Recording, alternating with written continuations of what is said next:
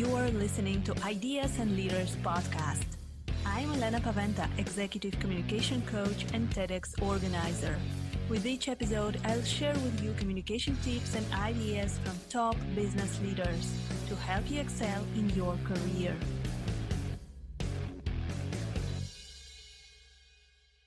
Welcome to the next episode of Ideas and Leaders podcast. Today, my guest is Brian Murdock. He is a passionate entrepreneur. He's dedicated to make the world a better place. And today we're going to talk about All World Communications Group, about his mission of making the world a better place. Hi, Brian. It's great to have you on the podcast. Good morning, and thank you so much for allowing me to share space with you. It's great to have you here. So what made you start All World Communications Group? So All World Communications Group was born out of a mission for me to do more. I had friends, or I should rewind it a little bit. I had become pretty successful at sales, and I had friends that were trying to figure out a path. Trying to figure out ways to make it for themselves. And I felt like I was being selfish, and I wanted to create a space, or show them how to create a space for themselves, I should say. And so I started All World Communications as the initial entity of doing sales. And at that first time, we were just doing phone systems. Mm-hmm. And what All World Communications Group is all about now? What is your main mission and vision? Yes, ma'am. So All World Communications Group, the mission and vision is to inspire and empower communities as well as people. So we have a group of companies, All World Communications, All World Protection, All World Internet, and All World Solutions, which is a nonprofit. And that nonprofit does training for science, technology, engineering, and math, which is STEM for people who didn't know what that actually meant, as well as low voltage technology and networking. So we want to go into communities and show people who who may not go the traditional route of going to college after high school. Maybe they don't even finish high school, and give them a path of career creation. And with that career creation, then give them a path to home ownership, because in America, that is truly where wealth is created. Mm-hmm, mm-hmm. I think that this is truly, truly great mission, and we need to make sure that we have more diverse workforce. Do you think that there is a way, and if this is what you do, I'm sure that you have some ideas. What is the way to having more diverse workforce, and to involving maybe less fortunate people in the beginning of their career into the workforce? Yeah, I think really having a diverse workforce starts with people who have had diverse life experiences. It's very hard, and I tell people this all the time. It's not a negative for a person who has had a privileged life. That's not a negative. And I think the world is at a place where there's a lot of blame and a lot of negativity attached to people who have had a privileged life. That's not a bad thing. But what happens is those people that have had privileged lives are the people who are making decisions as to who gets that job, who gets that raise, who gets that bump to the next level, because they don't see these people who are underprivileged, who are working really, really hard, but their mind is just not kind of in tune with them. So you just need to have people with diverse life experiences. I would say that you need to have these older, I hate to say this, but whatever, these older white men be able to go into a community where there are women leading, and see how a woman can lead, and what that creates because it truly creates a different dynamic of leading with empathy and leading from understanding, as opposed to leading from, a lot of times with traditional men, is leading from fear.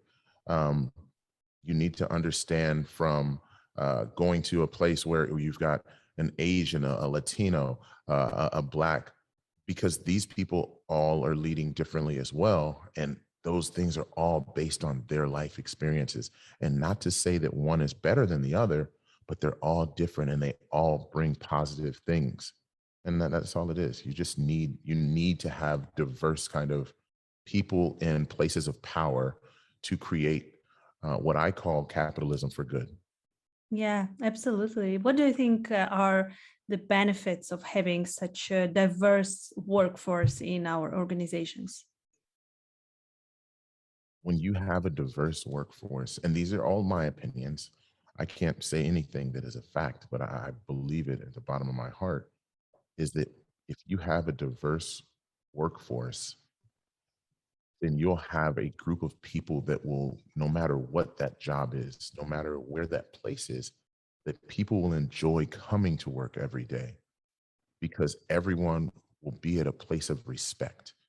And that's one of our core values of the company, is having empathy to your customers as well as your coworkers, because again, we all have different frames of reference. We all have different perspectives because we've all grown up in different ways, in different places.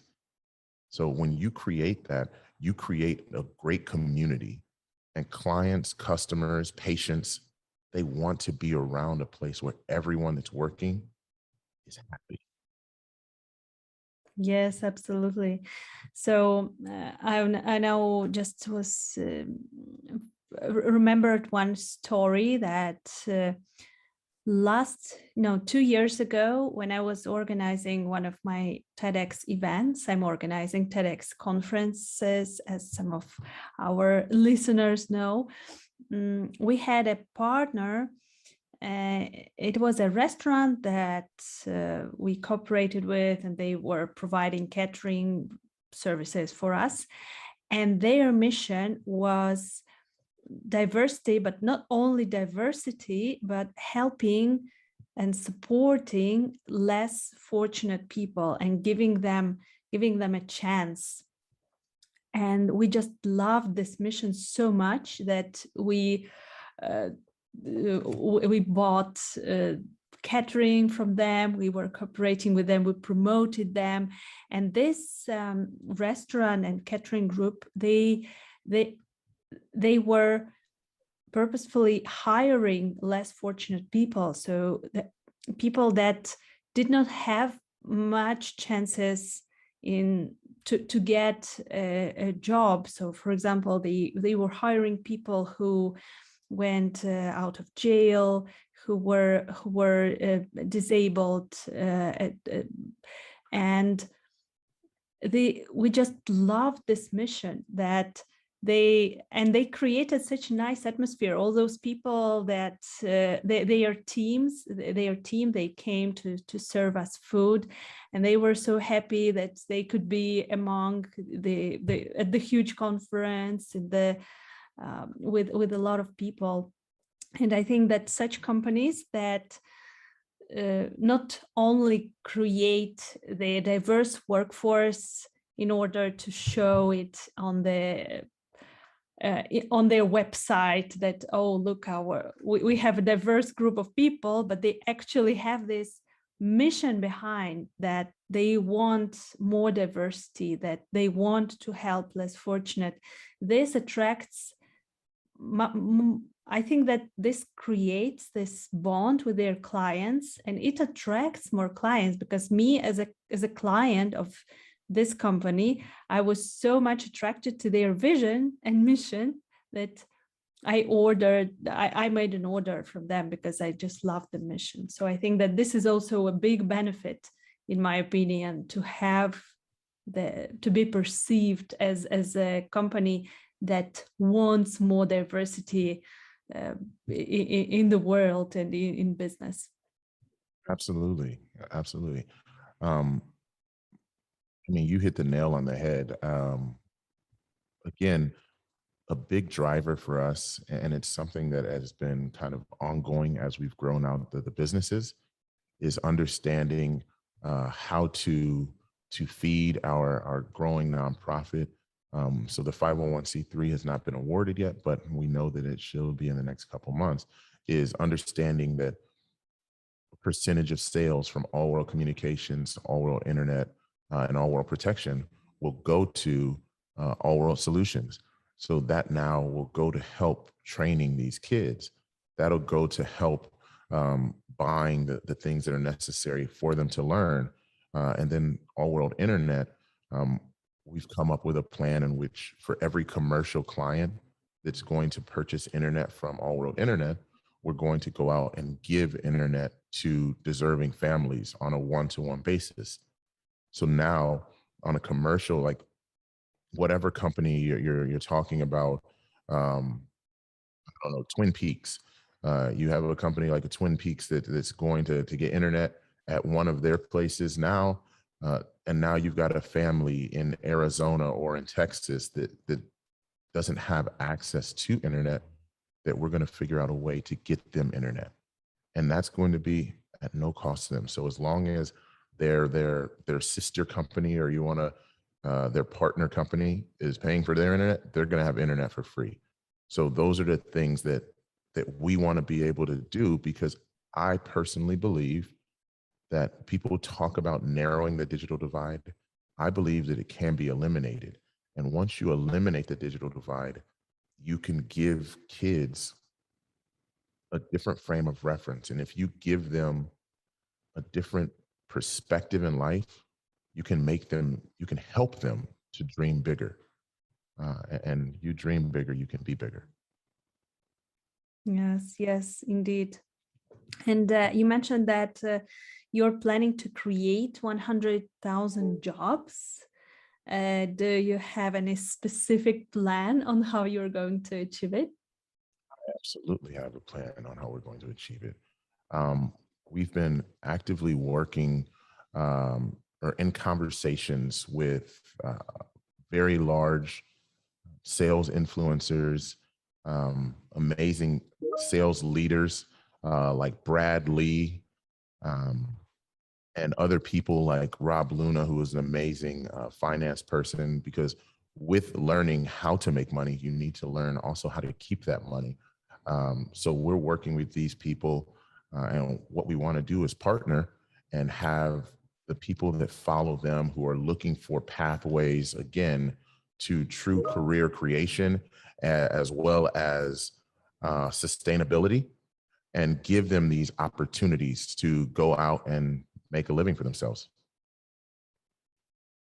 And what about creating 10,000 millionaires? Do you have any specific plan on how to achieve this? Because this is one of your goals as well. Yes, ma'am. So the math, if you look at it in regards to those 10,000 people, it's based on monthly recurring revenue. So on a monthly recurring revenue model, and then showing people, again, compound interest with working with, I consider a financial genius, on how to create that money and save that money. Someone working with us can create a monthly recurring of $10,000 to $15,000 a month in about, if they're a perfect world, let's just say perfect world, in about 10 months. So now as they continue to add, they're also going to figure out ways to invest and how to put back and how to compound interest. So if we keep those people as we add them, and this, you got to think about how many people are just in the US. We're not even talking outside of the US. These numbers are just based on 100,000 people being part of our program, and 10,000 of those people becoming the greats. I just love your mission and your plan. This is so amazing that you want to support people, you want them to grow. Because our podcast is Ideas and Leaders, and we are speaking about leadership, we already understand that for you it is very important to have diverse workforce. And what about leadership style? Do you think that we need in the current times, we need any specific style of leadership, that the paradigm of leadership is changing right now? I do. I do. I'm a big fan of Brene Brown, uh, of leading again with empathy, Mm-hmm. and to do that, you have to be able to hold people accountable, but you hold people accountable in a way in which you understand where they're coming from. And again, it's not leading through fear, and it's leading through understanding and teaching and training. And I believe that that's where we're going, because I believe that the consumer base is now changing to a place where it's community based, as opposed to single purchases. I'm going to make this purchase because I've done my research myself, and this is what I think is right. No, it's I've done my research based on what my tribe has said. This is good.